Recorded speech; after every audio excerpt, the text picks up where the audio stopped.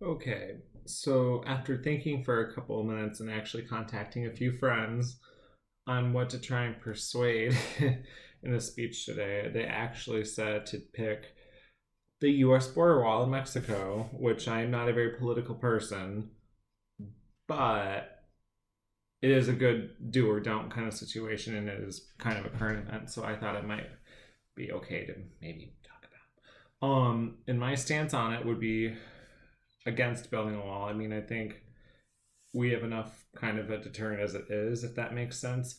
But I think also you want to look at the kind of people that are coming in, and not like, yes, you have the small percentage of bad people. Every race, religion, there's always probably 98% good people and 2% bad. That's just a guess, but realistically, um, that are coming in. So you have the people who aren't really that dangerous. So there's one strike.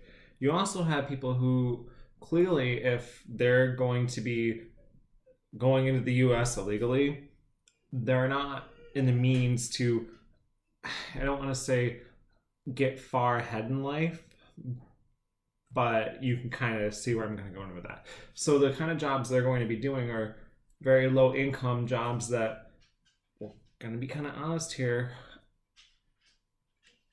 nobody really wants to do usually. Like, I remember picking fruits and stuff for summer when I was 14. I hated it. I don't want to do it again ever.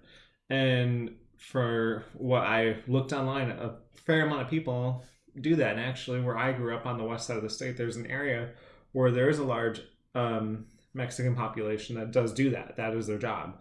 So, that's kind of one of those things too that you want to look at. Now, another point that you kind of want to think of as to why build this wall from 2004 to, I think it was 2014-15, I read the U.S. Border Patrol agents in that area went from 10,000 to 21,000. So you doubled in that. The amount of people actually crossing the border that they caught in the graph for that as well for that part has decreased consistently. So you have more agents, less people coming over that they can catch. So one could argue, you know, either they're doing really good at their job or they're not, and we put more people on.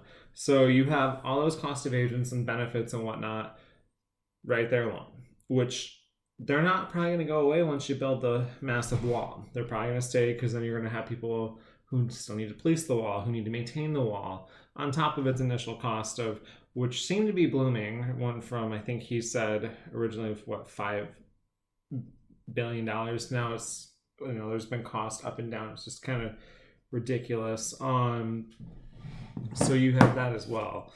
That kind of played into effect for the cost of maintaining, cost to build, and that's not the cost to build that I'm quoting, and I'm assuming he was quoting, would be just materials alone, because labor, as we all know, is really the killer. It's like going to get your car worked on. Yeah, the part's $100, but then you have $60 an hour and it takes 3 hours to get the stupid little part. You're well over that $100. So same concept for when it comes to building a wall. But, and then lastly, when I was looking at some last research on this topic, they were interviewing people in Mexico who have crossed and recrossed over back and forth. I think the one number that was even quoted was at least 25 times for one person, just to find a job to pick fruits and whatnot all over the country to send money back to their family. And it's not really a situation that they want to continue to live in the US, which, that's your choice. I know some people like it, some people don't. I have friends that live all over the world because they don't want to live here anymore. And that's fine.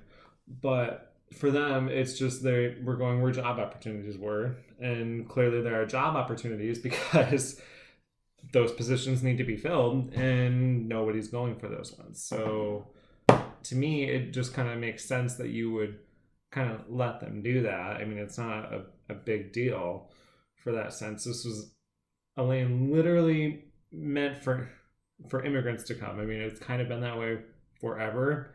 So it's kind of interesting how all of a sudden they're like, been doing this for, a couple hundred years, but let's just stop.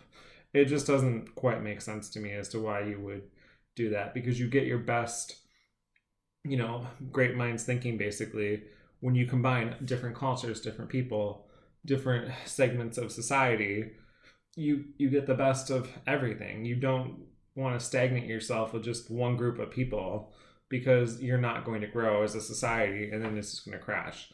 So for me, I think the topics that, if you really want to take away, we'll wrap it up real quick, would be, the cost to build a wall, the economic impact around it for those jobs, the nationwide impact, not for just, that moment, but years to come, because you're restricting growth.